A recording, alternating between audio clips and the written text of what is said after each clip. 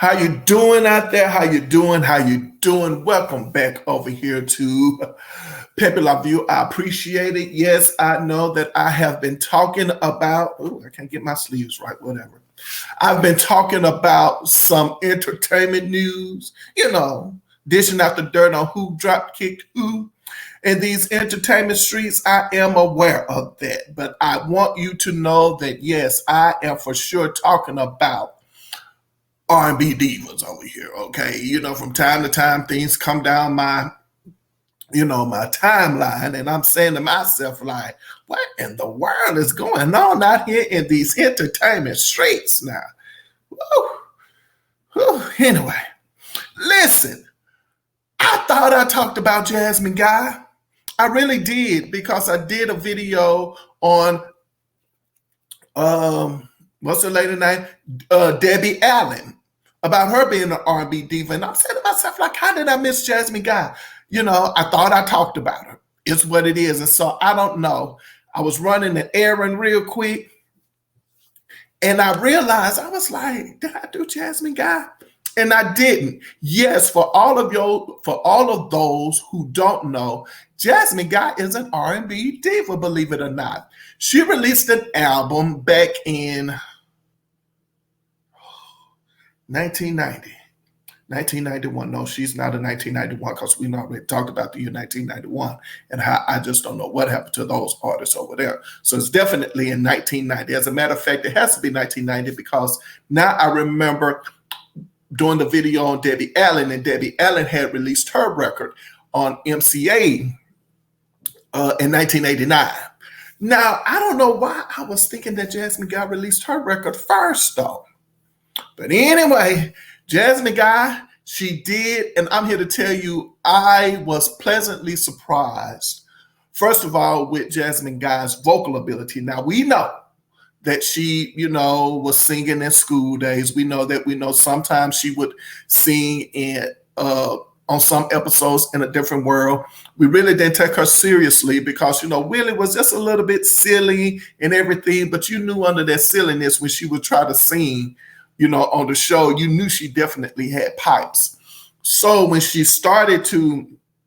I saw her, because I'm glued into the television set, and all of a sudden it was like Whitley Gilbert, Jasmine Guy had a record out called Try Me. I was like, what? And I have to tell you, I was not critical of this at all. Not at all, as far as her being a singer. What I was blown away by was the fact, like, okay. And it's unfortunate with Jasmine Guy that she did not give us a follow-up record to her self-titled debut on, what record company was she on? Warner Brothers. That's right. Debbie Allen, MCA, Jasmine Guy on Warner Brothers. And it was definitely a good attempt at a first effort. It really was. And she had 3 bangers. She did. Like, I'm not joking when I say she had 3 bangers. She definitely proved herself, as far as that she did have the goods in order to, I guess you could say, pull it off, coming from being an actress and over to a singer. She definitely had the goods. So the first song was Try Me. I'm going to say written and produced by Full Force. Hey, Full Force was, pretty much the ish back in the day. And then they kind of, I guess you could say, fell off a little bit. And then they reemerged by, contributing to, pop culture. So check out Full Force and their production. You probably be pleasantly surprised at who they have worked with now in pop culture, just not, the R&B, genre of music. So written and produced by Full Force. And the background vocals was by a girl group by the name of Ex-Girlfriend. And, I've talked about Ex-Girlfriend over here, not going to rehash that, because we're talking about Jasmine Guy. And that first video, Try Me, you better believe she showcased everything she possibly could. I mean, the dancing is in it, the choreography. I mean, she's definitely stepping, like she's dancing. She's a jack of all trade, and she's the master of them too. Like, that's what I really liked about Jasmine Guy. She definitely, as I said, she delivered. She really delivered. And if I'm not mistaken, I'm going to say Try Me was probably somewhere like a top 20 hit for her. Definitely I remember seeing it on the BET's Video Soul Top 20 Countdown on Fridays. So I know she actually made it into the top 20. Now, another song that was a big hit for her, and I am not exaggerating. I think a lot of people think when I'm exaggerating about these hit songs, she had three. She had three bangers come off that album. The next one was a song called Another Like My Lover. That song was produced by Timmy Gatlin, or is it Gatling? I think it's Timmy Gatling with the G. And he's the guy that was a part of Guy back in the day before he left, got kicked out, whatever that story is.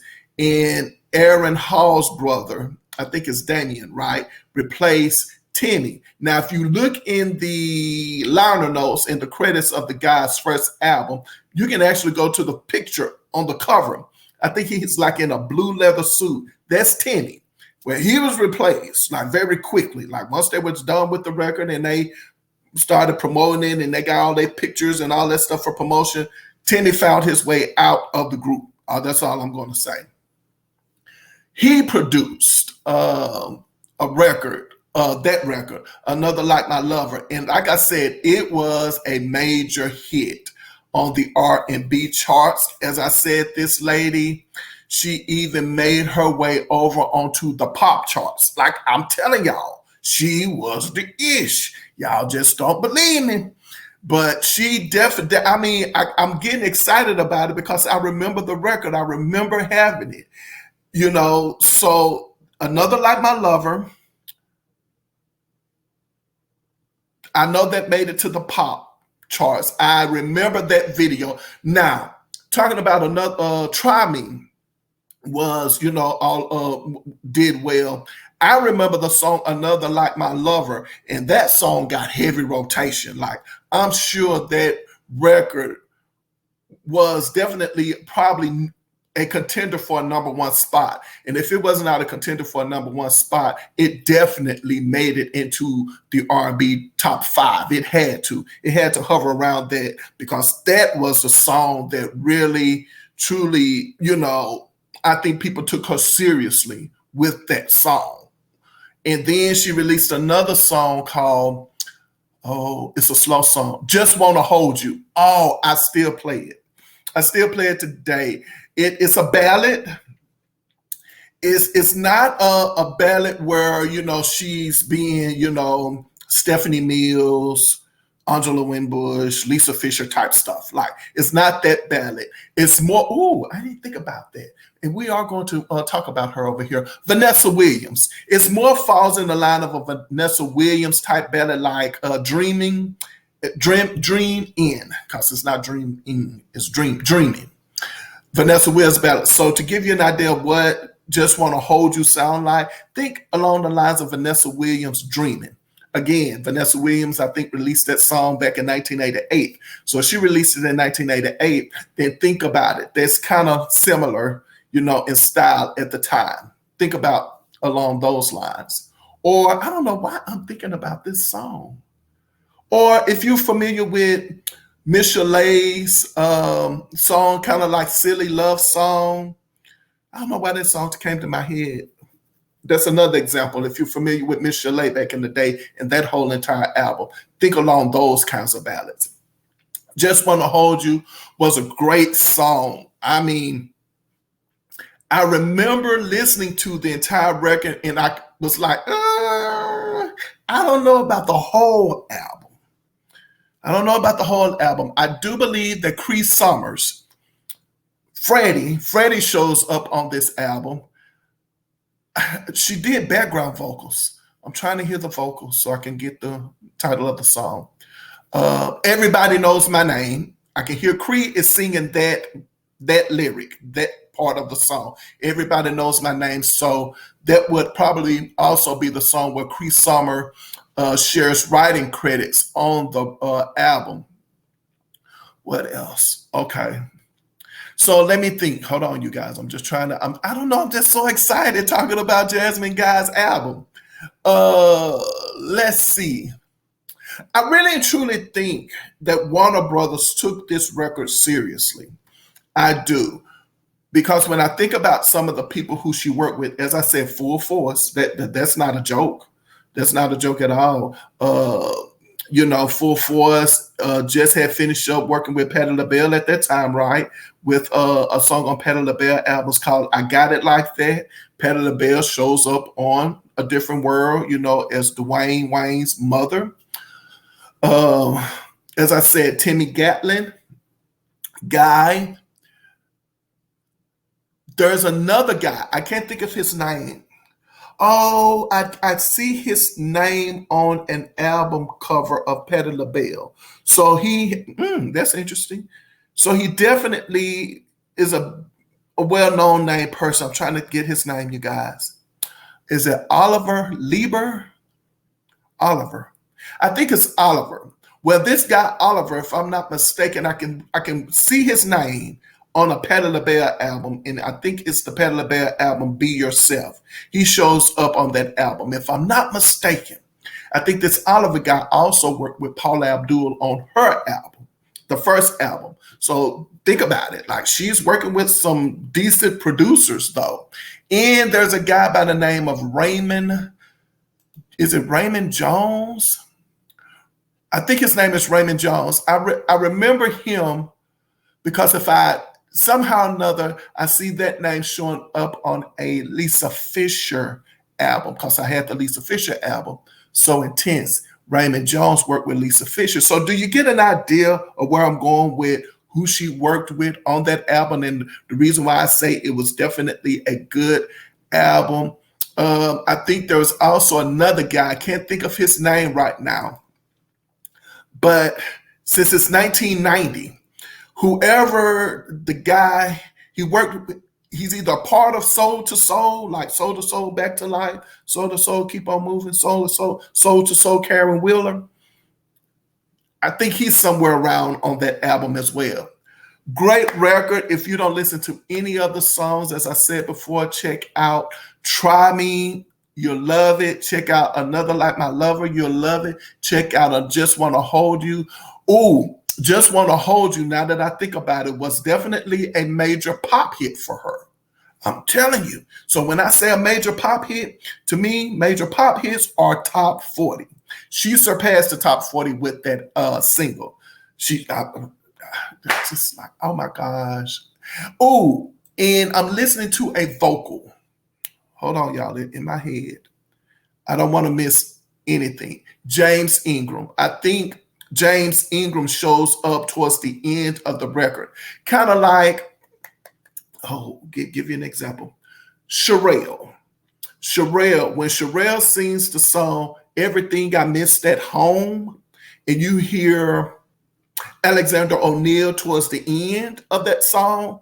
So when you think about Just Want to Hold You, think about towards the end of Just Want to Hold You, you hear James Ingram's voice at the end, and he's kind of pretty much vamping the song out, right? Oh my gosh. Wow.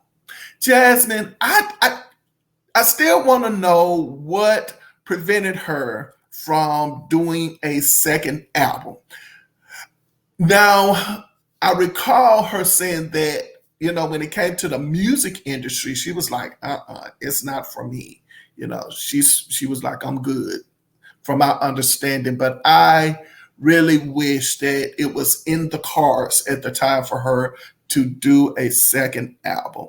I think it was more of her not wanting to do it than the record company, because as I said, they really put forth the effort to make sure that Jasmine got, like, she was not a slouch, is what I'm saying. And I'm so surprised. I don't know, when I talk about certain R&B divas, I'm surprised I'm getting this feel that I'm getting from working with Jasmine Guy, talking about Jasmine Guy. I'm surprised about it, but I mean, she definitely had it, and she still has it, of course. And oh my gosh, like I'm just thrilled to know that she, was able to put out a record and to showcase her talents to us and everything. I don't know if she was featured on any other albums after this. Like, did she work in any part of music? I'm not sure.